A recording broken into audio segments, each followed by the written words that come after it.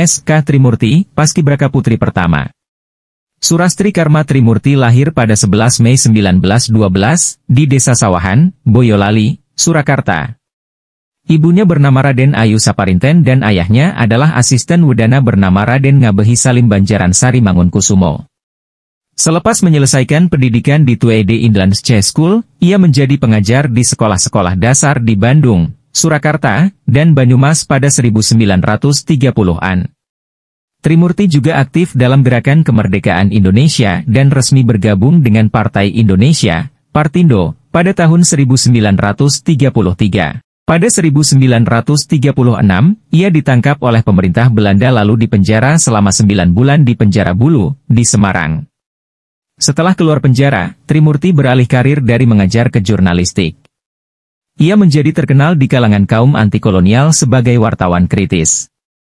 Pada masa pendudukan Jepang, Trimurti kembali ditangkap dan disiksa pemerintah pendudukan Jepang. Setelah masa kemerdekaan, Trimurti yang cukup lantang dalam memperjuangkan hak-hak pekerja, diangkat sebagai Menteri Tenaga Kerja. Ia menjabat tahun 1947 hingga 1948. Selain itu, ia juga aktif sebagai eksekutif di Partai Buruh Indonesia, PBI, dengan memimpin sayap wanita partai tersebut. Pada 1950, ia ikut mendirikan Gerwis, organisasi perempuan Indonesia, yang kemudian berganti nama menjadi Gerwani. Pada 1965, ia meninggalkan organisasi itu, lalu kembali ke perguruan tinggi untuk belajar ekonomi di Universitas Indonesia.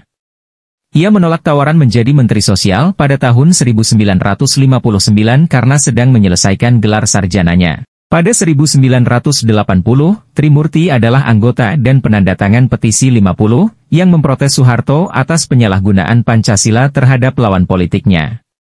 Setelah malang melintang di dunia politik tanah air, mantan Paskibraka Putri pertama ini meninggal dunia pada 20 Mei 2008 pukul 6.20 pada usia 96 tahun di Rumah Sakit Pusat Angkatan Darat Gatot Subroto, RSPAD, Jakarta. Setelah dirawat di rumah sakit selama 2 minggu akibat pecahnya pembuluh darah vena.